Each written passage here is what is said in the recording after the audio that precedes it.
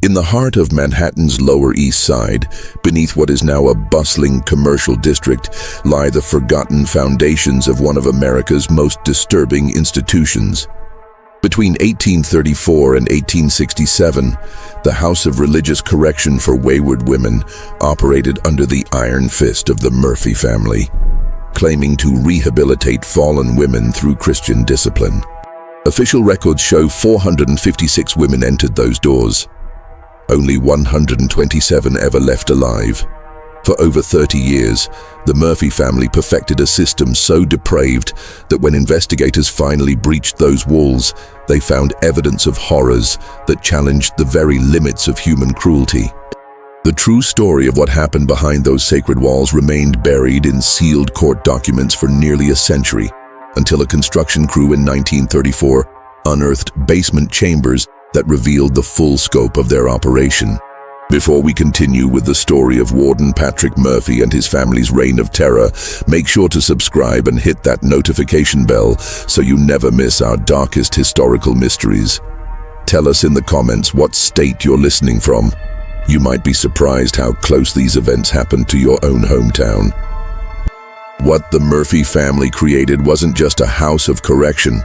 It was a perfectly orchestrated machine of exploitation that would make even the most hardened criminals recoil in disgust. New York City in 1834 was a powder keg of moral panic and religious fervor.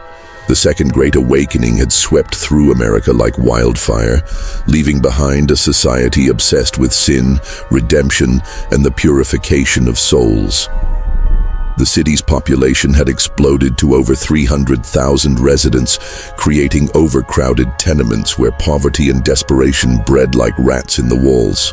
Irish immigrants, fleeing the potato famine that would soon devastate their homeland, arrived daily in ships that dumped human cargo onto the docks like sacks of grain.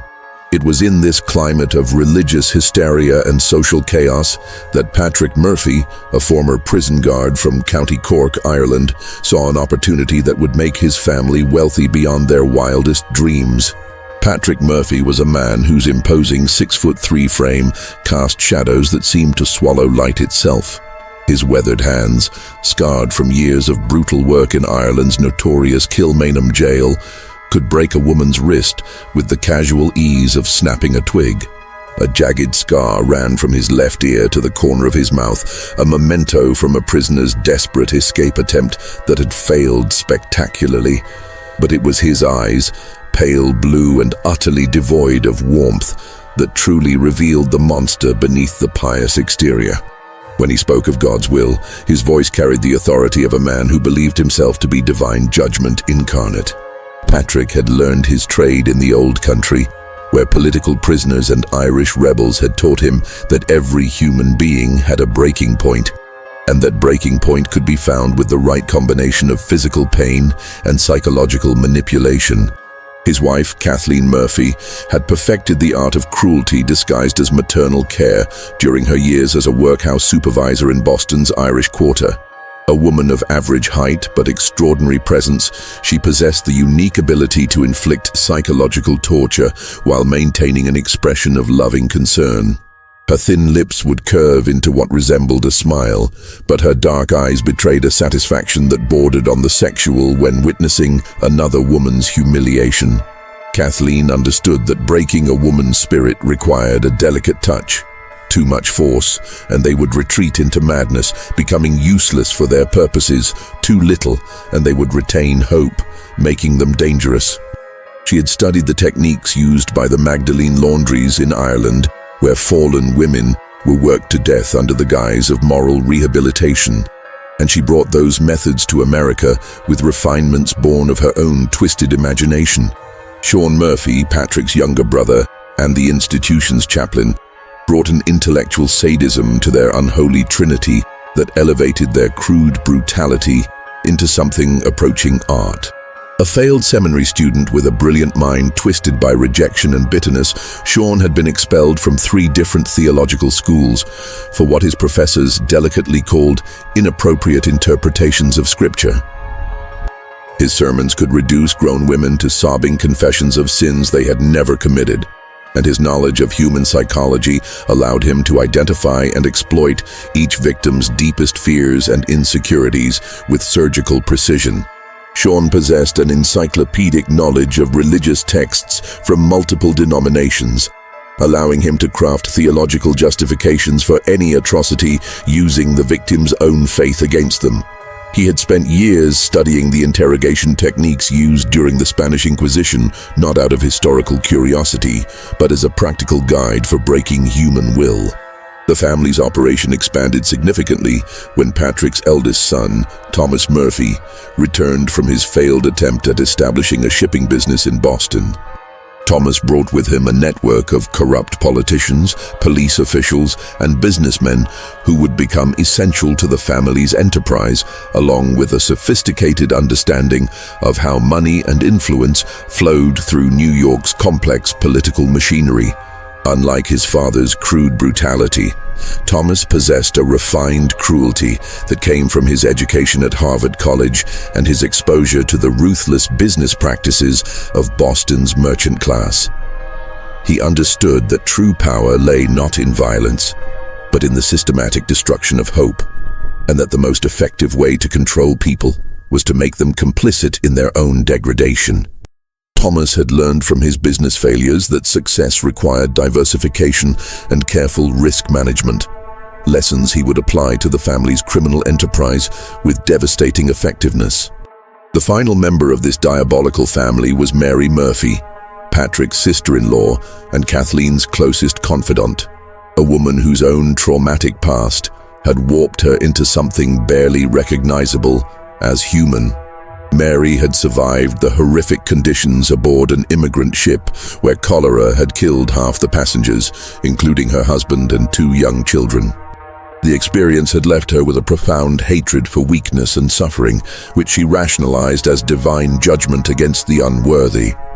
Her knowledge of herbs and primitive surgery techniques, learned from necessity during the voyage, allowed the family to keep their victims alive far longer than nature intended, prolonging their suffering with a precision that spoke to years of practice and experimentation.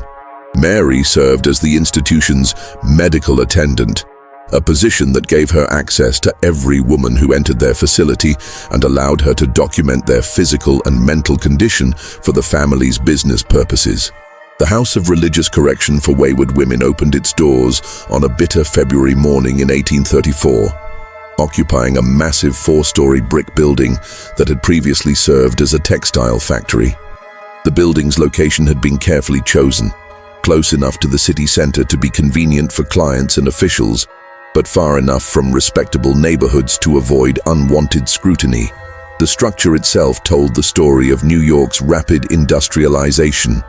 Built in 1820 to house textile machinery, it had been abandoned when cheaper production moved to mill towns in Massachusetts, leaving behind a hollow shell perfectly suited to the Murphy family's dark purposes. The building's windows had been bricked over, except for narrow slits that allowed just enough light to navigate the corridors, but not enough for the inhabitants to gauge time or weather. This disorientation was deliberate. Without natural light cycles, the women lost track of days and weeks, making them more susceptible to manipulation and control. The Murphy family had invested heavily in soundproofing, installing thick wool insulation between the walls that muffled even the most desperate screams. The walls themselves were painted in deep dark colors that seemed to absorb what little light penetrated the building, creating an atmosphere of perpetual twilight that crushed the spirit even before any direct abuse began. The institution's public face was that of a progressive rehabilitation center where women guilty of prostitution, adultery, public intoxication, or moral degeneracy could find redemption through prayer, honest work, and Christian education. The Murphy family marketed their services to judges, police officials, and concerned families as a humane alternative to the squalid conditions of Blackwell's Island or the city's overcrowded prisons.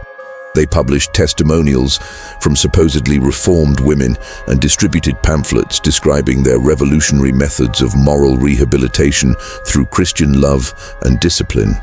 What made their operation particularly insidious was its legal foundation. New York's moral reform laws of the 1830s gave extraordinary power to religious institutions that claimed to offer rehabilitation services. The Murphy family had carefully studied these laws and crafted their charter to exploit every loophole, giving them nearly unlimited authority over the women placed in their care. Once a woman entered their facility, she essentially disappeared from the legal system until the Murphy family decided to release her, if they ever did. The laws were so broadly written that almost any behavior could be interpreted as moral corruption, requiring institutional intervention. The Murphy family's success depended on an intricate network of corruption that reached into every level of New York society, from street-level police officers to the most powerful political figures in the state. Thomas Murphy had cultivated these relationships with the patience of a spider spinning its web, understanding that each connection made the entire network stronger and more difficult to unravel. These men didn't just tolerate the Murphy family's operation. They were its most valuable customers and most essential protectors. Judge Hamilton Prescott of the Manhattan Criminal Court became one of their most reliable sources of victims, a man whose public reputation as a moral crusader provided perfect cover for his private perversions.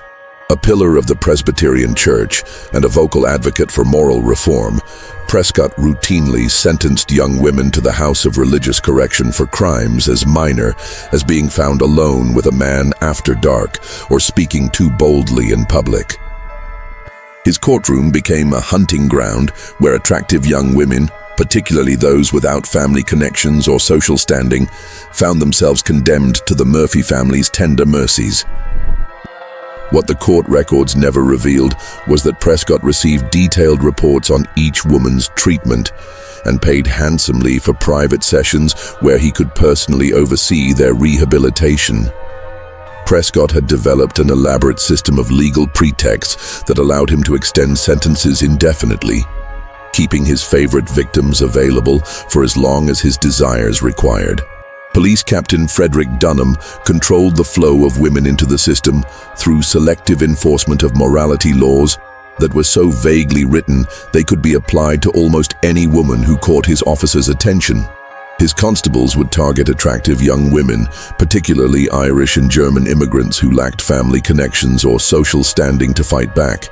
Dunham had developed a system of manufactured evidence that could transform any woman into a moral criminal.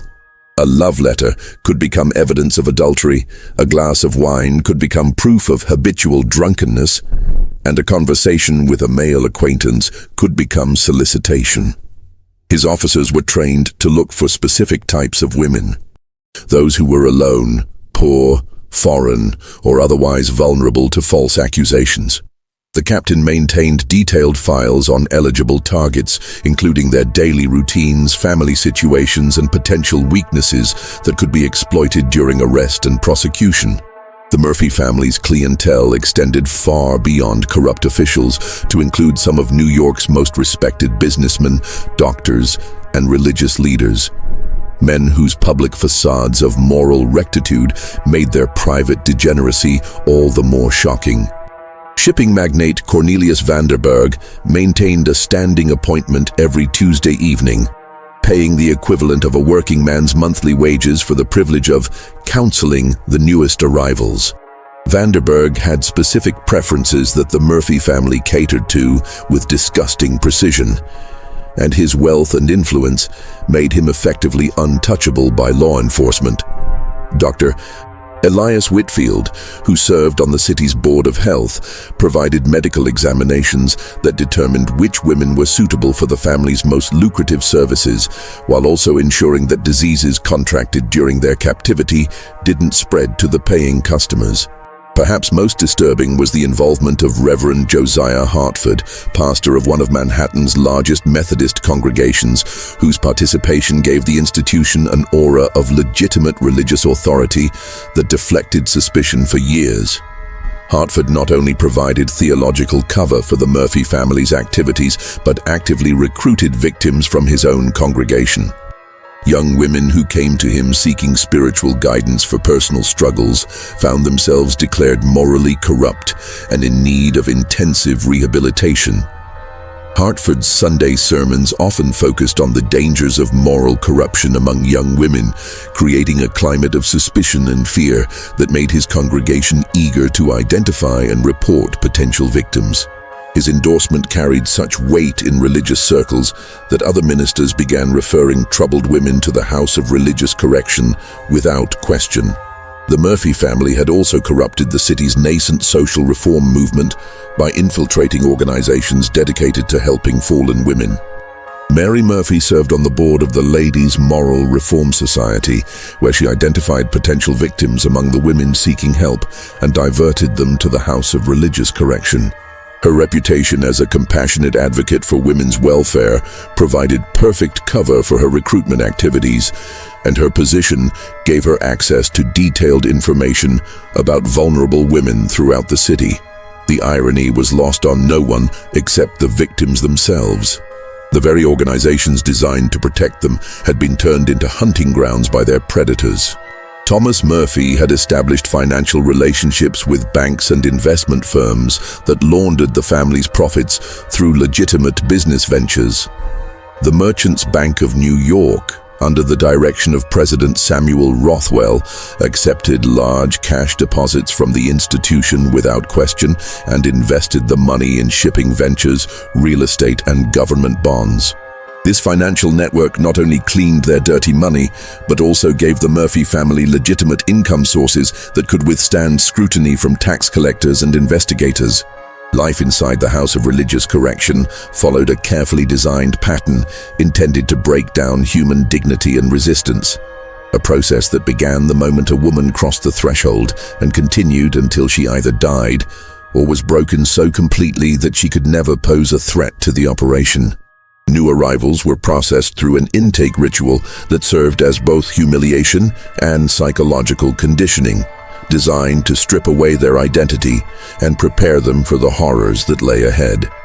The intake process began in what the Murphy family called the purification chamber, a windowless room in the building's basement where new arrivals were subjected to a degrading ritual disguised as medical examination and spiritual cleansing. Women were stripped naked and subjected to invasive medical examinations conducted by Mary Murphy, who claimed to be checking for signs of disease, but was actually documenting physical characteristics for the family's client records. Every detail was recorded: hair color, eye color, distinguishing marks, physical defects, and estimates of age and previous sexual experience. This information was compiled into detailed profiles that were distributed to the family's clientele, allowing them to select women based on their specific preferences. Following the physical examination came what Sean Murphy called spiritual assessment, a psychological interrogation designed to identify each woman's fears, religious beliefs, family connections, and potential weaknesses. Sean had developed a sophisticated understanding of human psychology that allowed him to quickly identify the psychological pressure points that would be most effective for breaking each individual victim. Some women could be controlled through religious guilt, others through threats to family members, and still others through the promise of eventual release. Sean's assessments determined not only how each woman would be treated, but also how long she could be expected to survive the process. The building's layout had been specifically designed to create psychological disorientation and prevent any sense of familiarity or control. Corridors led to dead ends, staircases went nowhere, and rooms were deliberately mislabeled to prevent inmates from developing mental maps of their environment. The Murphy family understood that confusion and uncertainty were powerful tools for maintaining control over their victims, and they had invested considerable effort in making the building as disorienting as possible. Doors were unmarked, hallways changed direction without apparent reason, and the lighting was kept deliberately dim to make navigation difficult and dangerous. Each woman was assigned a number rather than being called by name, reinforcing their transformation from human beings into commodities. Their personal belongings were confiscated and burned in a ceremony that Patrick Murphy described as casting off the old sinful self. Even wedding rings and religious jewelry were destroyed, severing the women's psychological connections to their former lives and identities. The burning ceremony was conducted with great solemnity, with Sean Murphy delivering sermons about rebirth and purification, while the women were forced to watch their last connections to the outside world turn to ash. The daily routine was designed to exhaust both body and spirit, while generating income for the Murphy family through forced labor. Women were awakened at 4 in the morning for 2 hours of prayer and confession, a grueling psychological session where they were forced to confess to sins they had never committed and beg forgiveness for their inherent moral corruption. These morning sessions were led by Sean Murphy, who used them to reinforce each woman's sense of worthlessness and dependence on the family's mercy. The confessions were recorded and used as evidence of the women's moral depravity, providing legal justification for their continued imprisonment. Breakfast consisted of thin gruel, made from spoiled grain and stale bread. Barely enough nutrition to sustain life, but insufficient to maintain strength or health. The inadequate diet was another tool of control. Hungry, weakened women were less likely to resist or attempt escape, and their deteriorating physical condition made them more dependent on their captors for survival. The Murphy family carefully calculated the minimum amount of food necessary to keep their victims alive and productive, treating nutrition as just another business expense to be minimized. The morning was spent in hard labor that generated income for the Murphy family, while keeping the women too tired to plan escape attempts. They operated a laundry service that contracted with local hotels and businesses, a sewing operation that produced clothing for retail sale, and a small manufacturing enterprise that made household goods. The work was back-breaking and dangerous, performed with primitive equipment in poorly ventilated spaces that reeked of chemicals and human misery. Women who became too weak or sick to work were either disposed of or relegated to other forms of service that required less physical strength, but often proved even more degrading. Afternoons were dedicated to moral instruction, led by Sean Murphy, whose sermons were masterpieces of psychological manipulation designed to convince the women that their suffering was not only deserved, but necessary for their spiritual salvation. Sean had studied the techniques used by religious interrogators during the Spanish Inquisition and adapted them for his purposes, using guilt, shame, and fear to break down psychological resistance. His afternoon sessions often lasted for hours, with women forced to remain standing, while Sean detailed their moral failings and the divine judgment that their sins had brought upon them. Evenings brought the most terrifying aspect of life in the institution, the personal guidance sessions with clients, where the Murphy family's true business took place. Women were told that these sessions were part of their rehabilitation, that wealthy Christian men were generously donating their time to provide moral counseling and spiritual guidance. The reality was far more sinister than even the most cynical observer might have imagined. These sessions, held in specially prepared rooms in the building's basement, were where human beings were reduced to objects for the gratification of men whose wealth and social position had convinced them that other people existed solely for their pleasure. The family had developed an elaborate system for categorizing their victims based on physical appearance, personality traits, and the specific preferences of their clientele. Some men preferred broken women who had been reduced to complete submission, while others enjoyed the challenge of conquering those who still retained some spark of defiance. The Murphy family catered to every perverted desire, transforming what should have been a place of healing into a marketplace for human degradation, where women were bought and sold like livestock. What made their system particularly effective was the veneer of religious authority that covered every atrocity. Victims were told that resistance to their treatment was resistance to God's will, that their suffering was purifying their souls, and that submission to their tormentors was a form of holy obedience. Sean Murphy's theological expertise allowed him to quote scripture in support of any abuse, no matter how depraved, convincing many victims that their torture was somehow sanctified by divine approval. Just when we thought we'd seen the depths of the Murphy family's depravity, The discovery of their record-keeping system revealed an even more disturbing truth about their operations. If this story is giving you chills, share this video with a friend who loves dark mysteries, hit that like button to support our content, and don't forget to subscribe to never miss stories like this.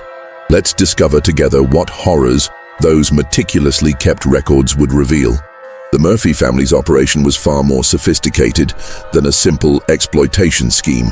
It was a carefully managed business enterprise with detailed financial records, client databases, and systematic methods for maximizing profit from human suffering that would have impressed the most ruthless robber barons of the era. Thomas Murphy, with his Harvard education and business background, had transformed his family's cruelty into a model of cold efficiency that treated human beings as raw materials to be processed and refined into profitable commodities. The family maintained 3 separate sets of books, each serving a different purpose in their elaborate deception.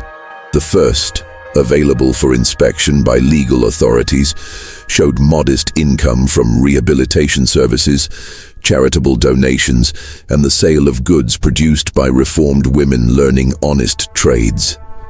The second shared only with their network of corrupt officials, detailed bribes, protection payments, and the complex financial arrangements that kept their operation running smoothly. The third, hidden in a secret compartment behind a false wall in Thomas Murphy's private office, recorded their true earnings from what they euphemistically called moral guidance services.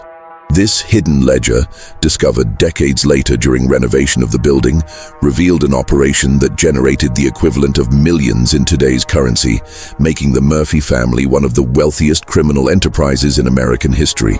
Their client base was organized into membership tiers, each with different privileges and pricing structures that maximized revenue while maintaining the illusion of moral respectability. Basic membership, marketed to lower-level officials and small businessmen, allowed access to group counseling sessions where multiple clients could observe the humiliation of prisoners for a modest fee. These sessions were presented as educational opportunities where respectable men could witness the rehabilitation process and understand the importance of moral reform. Premium memberships, available to wealthier clients, included private sessions with specific women, detailed progress reports, and the opportunity to participate in the design of individual rehabilitation programs. The most expensive platinum service offered clients the opportunity to participate in the intake process for new arrivals, allowing them to select their victims from among the fresh captures and specify exactly how they wished their chosen women to be reformed. The Murphy family had also developed what they called specialty services for clients with particular interests or unusual requirements. Some men paid extra to participate in the fake religious ceremonies that Sean Murphy conducted, where they could play the role of divine judgment incarnate while inflicting psychological torture on helpless victims.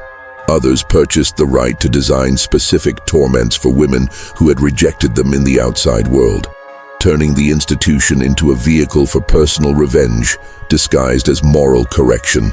The family even offered educational packages, where clients could observe the entire process of breaking a woman's will, from initial intake through final submission, as a form of entertainment that satisfied their curiosity about human suffering. Thomas Murphy had established connections with similar operations in other cities, creating a network that allowed them to trade women like commodities in a market that spanned multiple states. A client who grew bored with local offerings could request someone from Philadelphia or Boston, while the Murphy family could dispose of victims who had become too broken to be profitable by shipping them to partner institutions. This interstate trade was disguised as transfers for specialized treatment and was completely legal under the loose oversight of religious rehabilitation programs. The network also served as an early warning system, allowing the various operations to share information about potential threats and coordinate responses to law enforcement investigations. The family's most disturbing innovation was their breeding program, though they never used such crude terminology in their carefully coded records. Young women who became pregnant during their captivity were kept in special quarters in the building's attic until they gave birth. after which their children were either sold to childless couples willing to pay substantial fees for rescued orphans, or raised within the institution to become the next generation of victims and perpetrators. The program served multiple purposes.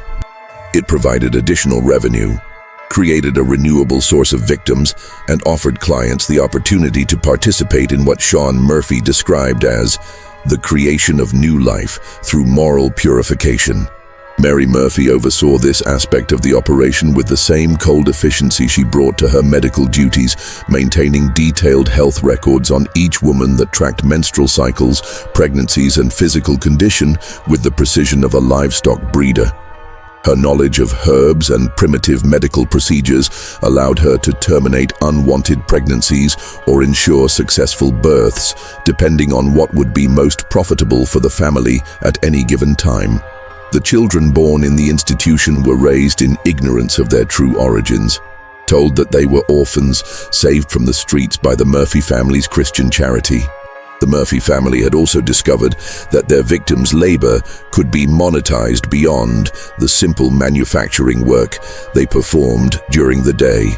Kathleen Murphy established contracts with legitimate businesses to provide reformed women as domestic servants, seamstresses, and factory workers. These women, thoroughly broken by their experiences, made ideal employees. They never complained, never stole, and never caused trouble because they had been conditioned to believe that any form of resistance would result in punishment far worse than death. The families and businesses that employed them praised the Murphy family's rehabilitation methods, not knowing that the women's compliance came from terror rather than redemption. Thomas Murphy had also pioneered what modern criminologists would recognize as an early form of human trafficking, establishing relationships with ship captains and immigration officials that allowed him to acquire fresh victims from among the desperate immigrants arriving daily in New York Harbor. Women who had survived the horrific conditions aboard immigrant ships only to find themselves alone and penniless in a foreign land were easy targets for recruitment into what they were told were respectable employment opportunities. The Murphy family's agents met incoming ships and identified vulnerable women who could be easily isolated from any potential support networks. The Murphy family's reign of terror might have continued indefinitely if not for a confluence of events in 1866 that finally exposed their operation to public scrutiny. The first crack in their carefully constructed facade came from an unexpected source. The very corruption network that had protected them for over 3 decades suddenly became a liability as political winds shifted and new reform movements gained power in city government.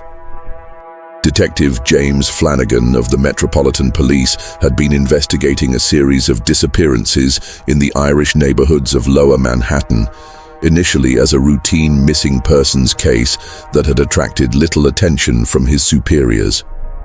Young women were vanishing at an alarming rate, and their families' desperate pleas for help had fallen on deaf ears until Flanagan's own niece, Margaret O'Sullivan, disappeared after being arrested for public intoxication following her fiancé's wake.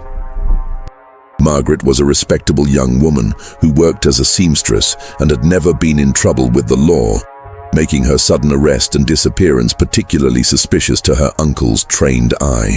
Flanagan's investigation led him to discover irregularities in arrest records and sentencing patterns that pointed towards systematic targeting of vulnerable women. He began tracking the cases of missing women and discovered that an unusually high percentage of them had been arrested on morality charges and sentenced to the House of Religious Correction. When he attempted to visit the institution to check on his niece's welfare, he was told that she had been transferred to another facility for specialized treatment, but no records of the transfer could be produced. His inquiries made certain members of the corruption network nervous, particularly Captain Dunham, who began to fear that his role in the operation might be exposed. The situation became critical when Flanagan enlisted the help of Father Michael O'Malley, a reform-minded priest who'd been documenting the disappearances in his parish and had begun to suspect that something sinister was happening to the missing women. Father O'Malley had noticed that many of the women who disappeared were among the most devout members of his congregation, making their alleged moral corruption highly unlikely. His investigation had uncovered evidence that arrest reports were being falsified and that witnesses to the alleged crimes could not be located or had given contradictory statements. In a desperate attempt to protect himself and shut down the investigation, Captain Dunham decided to eliminate the evidence by ordering an accidental fire at the House of Religious Correction. Dunham believed that destroying the building and its contents would not only eliminate any evidence of the Murphy family's crimes, but also dispose of the witnesses who could testify against the corruption network. He arranged for a group of corrupt constables to set the fire during the early morning hours when most of the inhabitants would be sleeping, ensuring maximum casualties and minimum chance of discovery. However, Dunham's plan backfired spectacularly when the fire spread faster than anticipated and attracted the attention of Fire Chief Michael O'Brien, an honest man who had somehow avoided corruption despite 30 years in city service. Instead of destroying evidence, the fire revealed horrors that had been hidden from public view for over 3 decades. When firefighters arrived at the burning building on the night of November 15, 1866, they expected to find a typical institutional fire with some casualties and property damage. Instead, they discovered dozens of women chained in basement rooms that didn't appear on any official building plans, their screams audible even over the roar of the flames. Fire Chief O'Brien immediately ordered his men to break down every door and search every room, regardless of whether they were supposed to be occupied. What they found in those hidden chambers challenged their understanding of human depravity and convinced them that they had stumbled upon something far more sinister than a simple institutional fire. Women in various states of physical and mental breakdown were discovered in conditions that defied description. Some chained to walls for so long that their limbs had atrophied, while others showed signs of systematic torture that had clearly been ongoing for years. The Murphy family's response to the fire revealed the true nature of their operation and demonstrated their complete lack of human conscience. Instead of showing concern for the women trapped in the building, their first priority was destroying documents and evidence that could implicate them in criminal activity. Thomas Murphy was observed by several firefighters throwing ledgers and papers into the flames, while Sean Murphy attempted to lead a group of clients out through a secret tunnel that connected the building to a nearby church basement. Their panicked efforts to cover their tracks only served to confirm the firefighters' suspicions that something deeply wrong had been happening in the building. Mary Murphy's reaction was perhaps the most telling and disturbing. When firefighters found her in the basement medical facility, she was methodically poisoning the women who were too injured to move, claiming that she was putting them out of their misery to spare them further suffering. Her matter-of-fact explanation that these women couldn't be allowed to talk revealed the calculated nature of the family's cruelty and their awareness that what they had been doing was not only criminal, but so heinous that public exposure would result in immediate and severe retribution. News of the fire and the discovery of the Murphy family's victims spread through New York City like wildfire, creating a public outcry that could not be ignored, suppressed, or explained away by the usual methods of political influence and bribery. The city's newspapers, previously reluctant to investigate the institution due to its religious facade and political connections, suddenly found themselves in fierce competition to expose the most shocking details of the story and identify the prominent citizens who had been involved in the operation.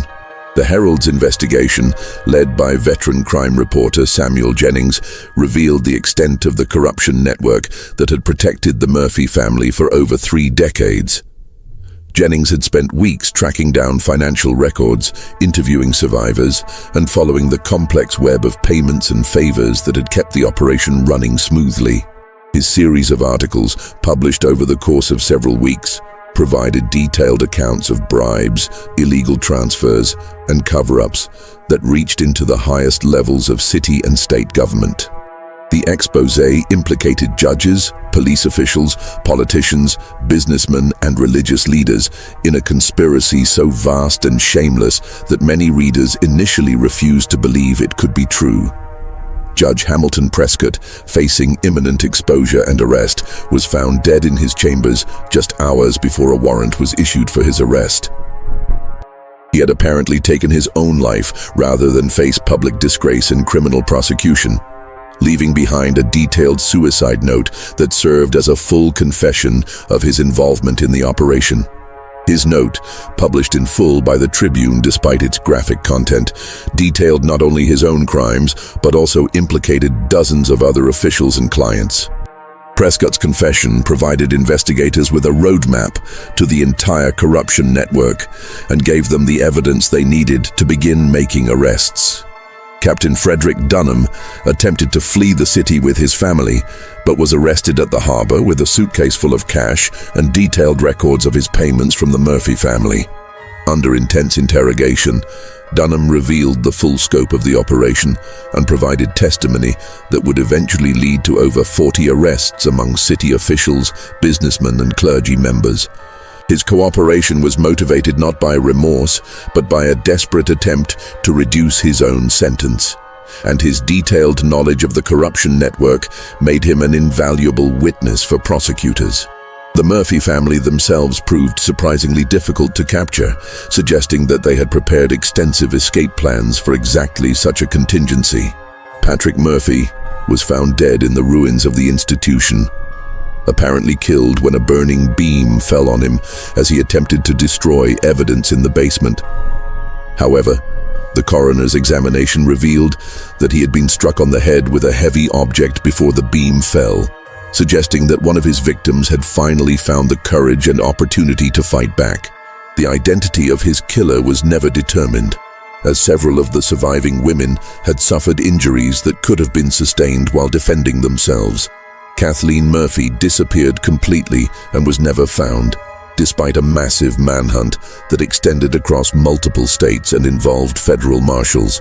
Some evidence suggested that she had assumed a false identity and fled to California, while other reports placed her in Europe with relatives who had emigrated years earlier. Her ability to vanish so completely suggested that the Murphy family had prepared detailed escape plans and established safe houses and false identities for use in case of discovery. Several women matching her description were arrested in various cities over the following years, but none proved to be the elusive matriarch of the Murphy family. Sean Murphy was captured 3 days after the fire at a monastery in upstate New York, where he had sought sanctuary from church authorities who initially believed his claims of persecution by anti-Catholic forces. His arrest was complicated by his clerical status and the church's traditional protection of clergy members. But the evidence against him was so overwhelming that even the most conservative bishops could not justify offering him sanctuary. During his trial, Sean's testimony revealed the elaborate theological justifications he had crafted for the family's activities, providing a chilling insight into how religious authority could be perverted to serve the most unholy purposes. Thomas Murphy's capture was perhaps the most dramatic and significant, as he possessed the detailed business records that would allow prosecutors to unravel the entire operation and identify all of its participants. He had fled to his shipping contacts in Boston and was attempting to book passage to Europe when Detective Flanagan tracked him down through a network of informants and fellow officers. Thomas had with him a collection of photographs, documents, and ledgers that provided evidence of the family's clients and business operations stretching back to the institution's founding. His arrest led to a series of prosecutions that stretched across multiple states and exposed similar operations in other cities. Mary Murphy was found in the basement medical facility, having apparently suffered a complete mental breakdown that left her unable to understand the reality of her situation. She was discovered sitting calmly among the bodies of the women she had poisoned, singing lullabies and brushing their hair as if they were still alive. Her trial was brief, as she was clearly unable to understand the charges against her or assist in her own defense. She spent the remainder of her life in an asylum, where she continued to insist that she had been helping the women achieve peaceful redemption and seemed genuinely confused by the accusations leveled against her. The trials that followed the Murphy family's exposure became a sensation that captivated the entire nation and revealed the shocking extent of corruption and moral hypocrisy that had allowed such horrors to continue for over 3 decades. The courthouse was packed daily with spectators, eager to hear the shocking testimony of survivors and the confessions of corrupt officials, while newspaper reporters from across the country flocked to New York to cover what many considered the crime of the century. Survivor testimony painted a picture of horror that was almost too terrible for civilized minds to comprehend. Yet the evidence was so overwhelming and consistent that even the most skeptical observers were forced to accept its truth. Women described years of systematic abuse, watching friends disappear never to be seen again, and being forced to participate in degrading acts that were presented as religious ceremonies. Their accounts revealed the sophisticated psychological techniques the Murphy family had used to break their will and maintain control over them. Methods that combined physical brutality with mental manipulation in ways that challenged contemporary understanding of human psychology. Margaret O'Sullivan, Detective Flanagan's niece, was among the survivors rescued from the fire, and her testimony was particularly powerful because she had been in the institution for less than a year and could still articulate the methods used to break down new arrivals. Her description of the intake process and the systematic stripping away of identity and dignity provided crucial evidence for the prosecution, while her detailed account of the daily routine revealed how the Murphy family had perfected the art of maintaining control through exhaustion, humiliation, and false hope. Margaret's testimony was especially damaging because her background as a respectable working woman contradicted the Murphy family's claims that their victims were naturally depraved individuals who required harsh treatment. Elizabeth Carmichael, a former schoolteacher who had spent 3 years in the institution after being falsely accused of adultery by a rejected suitor, provided testimony that revealed the scope of the Murphy family's client network. Her education and articulate manner made her an ideal witness, and her detailed recollections of conversations with clients exposed the involvement of prominent citizens who had believed their identities were protected by the institution's veil of secrecy. Elizabeth's testimony revealed that many clients had specifically requested women of certain backgrounds or professions, turning the institution into a catalog service for those wealthy enough to afford custom degradation. The trial also exposed the complicity of New York's social and religious elite in the Murphy family's crimes, revealing a level of moral corruption that shocked even the most cynical observers. Prominent businessmen who had presented themselves as moral reformers were revealed to be regular clients of the institution, their names appearing repeatedly in Thomas Murphy's detailed client records. Religious leaders who had preached about the salvation of fallen women were shown to have been actively involved in their exploitation, using their moral authority to identify and recruit victims for the Murphy family's operation. Reverend Josiah Hartford's trial was particularly scandalous because of his prominence in the Methodist community and his reputation as a moral crusader. His defense attorneys attempted to portray him as a well-meaning minister who had been deceived by the Murphy family's false claims of rehabilitation, but the evidence against him was overwhelming. Survivors testified that Hartford had personally participated in their abuse, using his theological knowledge to craft elaborate justifications for their suffering. His own journals, seized during his arrest, revealed a man who had long since abandoned any pretense of Christian morality and viewed his victims as objects created by God for his personal gratification. The business records seized from Thomas Murphy provided evidence of the operation's financial scope and revealed connections to similar institutions across the country, exposing a network of exploitation that had operated under the cover of moral reform for decades. The records showed that the Murphy family had been in contact with operators in Philadelphia, Boston, Chicago, and other major cities, sharing techniques, trading victims, and coordinating their activities to avoid law enforcement attention. This revelation led to investigations in multiple cities that uncovered similar operations, though none proved to be as large or as systematically brutal as the Murphy family's enterprise. The legal proceedings were complicated by the fact that many of the Murphy family's actions had been technically legal under the broad powers granted to religious rehabilitation institutions. Prosecutors had to craft new legal theories to address crimes that existing law had not anticipated, setting precedents that would influence criminal justice for decades to come. The defense attorneys for the various defendants attempted to argue that their clients had believed they were participating in legitimate rehabilitation efforts, but the overwhelming evidence of systematic cruelty and the financial records showing enormous profits from human suffering made such claims impossible to sustain. The sentences handed down were as severe as the law allowed, though many observers felt that even the harshest punishments were inadequate, given the scope and duration of the crimes. Sean Murphy was executed by hanging in 1868, maintaining his innocence to the end and claiming that his execution was part of a conspiracy against true Christianity. His final statement from the gallows included a lengthy theological justification for his actions and a prediction that history would vindicate his methods of moral rehabilitation. Thomas Murphy received life imprisonment and died in Sing Sing prison in 1882. Reportedly killed by fellow inmates who had learned the nature of his crimes and decided to dispense their own form of justice. The corrupt officials who had protected the Murphy family faced varying degrees of punishment, though many escaped serious consequences through political connections or by fleeing the jurisdiction before they could be arrested.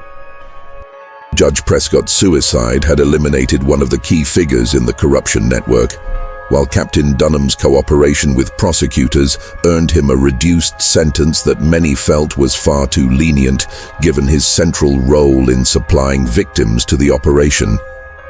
The scandal effectively ended the careers of dozens of politicians and judges, though few faced serious criminal penalties beyond the loss of their positions and public disgrace.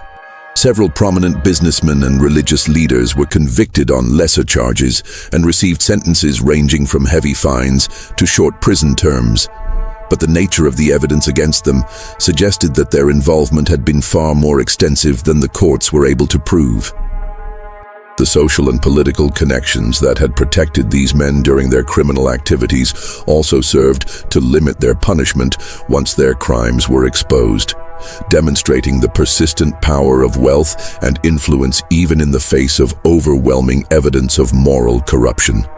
The Murphy family case had far-reaching consequences that extended well beyond the criminal prosecutions, fundamentally changing how American society viewed religious institutions, moral reform movements, and the treatment of vulnerable populations. The case exposed fundamental flaws in the systems designed to protect women and led to significant reforms in how such institutions were regulated and overseen, while also contributing to growing skepticism about the moral reform movement and religious authority in general. New York State responded to the scandal by completely restructuring its oversight of religious and charitable institutions, implementing reforms that required regular inspections, detailed record-keeping, and independent oversight boards for any institution that housed vulnerable populations. These reforms, known as the Murphy Laws, became a model for other states and significantly improved conditions in legitimate institutions while making it much more difficult for criminal operations to hide behind religious facades. The laws required that all such institutions submit to unannounced inspections by state officials, maintain detailed records of all residents and their treatment, and allow unrestricted access to any resident by family members or legal representatives. The case also influenced the development of women's rights movements, as activists used the Murphy family's crimes as evidence of the systematic oppression and exploitation of women in American society. The survivors who testified in the trials became powerful advocates for legal and social reforms that would protect other women from similar exploitation, while their stories provided compelling evidence for arguments about women's need for greater legal rights and social protections. The case demonstrated how women's lack of legal standing and social power made them vulnerable to systematic abuse by those in positions of authority. Elizabeth Cady Stanton and other women's rights leaders used the Murphy case as a rallying cry for legal reforms that would give women greater control over their own lives and protect them from arbitrary imprisonment and abuse. The case provided clear evidence that existing legal protections for women were inadequate, and that the moral reform movement's emphasis on controlling women's behavior had created opportunities for exploitation rather than genuine protection. The building that had housed the House of Religious Correction was demolished in 1869, and the city ordered that no structure could be built on the site for at least 50 years as a mark of respect for the victims and a reminder of the horrors that had occurred there. The lot remained empty until the 1920s, when it was finally developed into a small park dedicated to the memory of the Murphy family's victims. Even today, many New Yorkers avoid the area, claiming that it feels wrong or haunted, though they often don't know the historical reasons for their discomfort.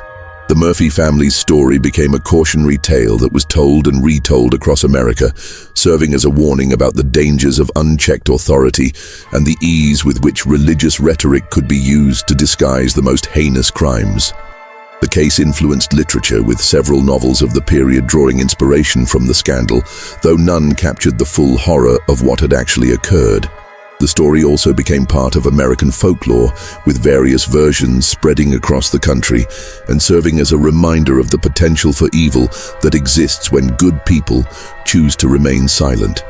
Perhaps most significantly, the Murphy family case demonstrated how systematic evil could operate under the cover of moral respectability for decades without being detected or stopped, revealing the importance of transparency, accountability, and skepticism in evaluating institutions that claim moral authority.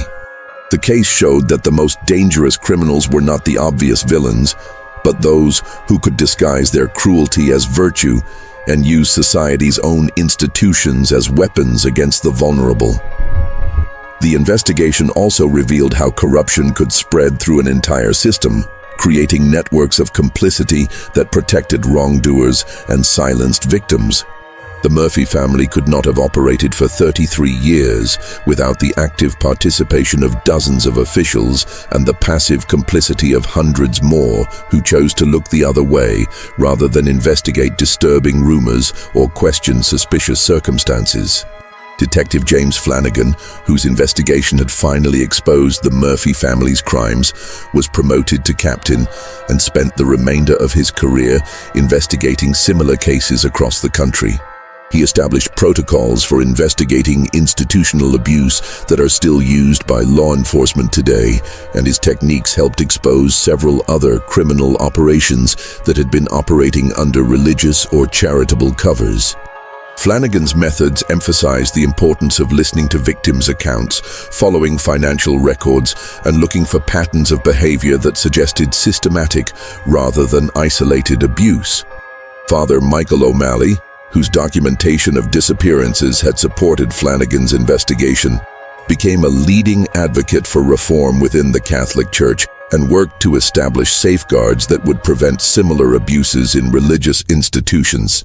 His efforts contributed to the development of more rigorous oversight procedures and reporting requirements that made it much more difficult for criminal operations to hide behind religious authority. Just when we thought the full horror of the Murphy family's crimes had been revealed, the discovery of their hidden archives in 1934 would expose even more disturbing aspects of their operation.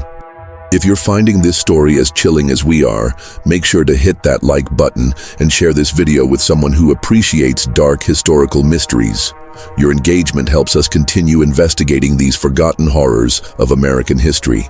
In 1934, nearly 70 years after the Murphy family's downfall, construction workers renovating the building that had been erected on the site of their former operation made a discovery that would reopen wounds that many had hoped were finally healed. Behind a false wall in what had once been the basement of the House of Religious Correction, workers found a hidden archive containing hundreds of documents, photographs, and personal items that revealed aspects of the Murphy family's operation that had never been exposed during the original trials. The hidden archive included detailed psychological profiles of victims, experimental records documenting various methods of breaking human will, and correspondence with similar operations across the country and even in Europe. Perhaps most disturbing were the photographs. Hundreds of images documenting the systematic abuse and degradation of victims over the course of decades. These photographs had apparently been taken for the entertainment of clients and as records of the institution's rehabilitation methods, but they provided modern investigators with evidence of crimes that had been too shocking for Victorian-era prosecutors to present in court. The archive also contained extensive correspondence between the Murphy family and operators of similar institutions in London, Paris, and other European cities, revealing that their operation was part of an international network of exploitation that had operated under various religious and charitable facades. The letters discussed techniques for breaking victims, methods for avoiding law enforcement attention, and business arrangements for trading women between different operations. This correspondence suggested that the Murphy family's crimes were not an isolated American phenomenon, but part of a broader pattern of exploitation that had infected charitable and religious institutions across the Western world. Among the most chilling discoveries were Sean Murphy's personal journals, which provided insight into the theological and philosophical justifications he had developed for the family's crimes. His writings revealed a man who had convinced himself that he was conducting legitimate religious experiments in human nature and redemption, testing the limits of human endurance and faith through systematic torture. His journals contain detailed observations about the psychological effects of various forms of abuse, and his theories about the relationship between suffering and spiritual purification. The archive also included financial records that had not been discovered during the original investigation, showing that the Murphy family's operation had been even more profitable than previously known. These records revealed additional sources of income, including the sale of victims to international trafficking networks and participation in illegal medical experiments conducted by physicians who were studying the effects of various forms of physical and psychological trauma. The financial scope of the operation was staggering, with profits that would be worth tens of millions of dollars in modern currency. Perhaps most heartbreaking were the personal items that had belonged to victims. Letters from home that had never been delivered, religious medallions and family photographs that had been confiscated during intake, and diary entries that some women had managed to write in secret during their captivity. These items provided names and faces for many victims who had previously been known only as numbers in the Murphy family's records, allowing historians to begin the process of documenting individual stories and honoring the memory of those who had suffered and died in the institution. The discovery of the hidden archive prompted a new investigation led by the New York City Police Department's newly formed Historical Crimes Unit, which was tasked with documenting the full scope of the Murphy family's crimes and identifying any additional victims or accomplices. This investigation, conducted with modern forensic techniques and historical research methods, revealed that the Murphy family's operation had been even larger and more systematic than the original prosecutors had been able to prove. The new investigation also uncovered evidence that some members of the Murphy family's network had escaped justice and continued their criminal activities in other locations after the original scandal. Several unsolved disappearances and mysterious deaths in other cities showed patterns that suggested the involvement of former Murphy family associates, indicating that the network's influence had extended far beyond what had been revealed during the original trials. The Murphy family case continues to raise disturbing questions about the nature of evil and the capacity for ordinary people to participate in or ignore systematic atrocities. Modern psychologists and criminologists have studied the case as an example of how authority figures can exploit their positions to commit crimes that would be impossible for individuals acting alone, while historians have used it to understand the social and political conditions that allowed such operations to flourish in 19th century America. The case also serves as a reminder of the importance of skepticism and accountability in evaluating institutions that claim moral authority. The Murphy family's ability to operate for over 3 decades under the cover of religious respectability demonstrates how easily good intentions can be perverted and how dangerous it can be to grant unchecked power to those who claim to be working for moral or spiritual purposes. Perhaps most troubling is the evidence that the Murphy family's operation was not unique, but part of a broader pattern of exploitation that affected charitable and religious institutions across America and Europe.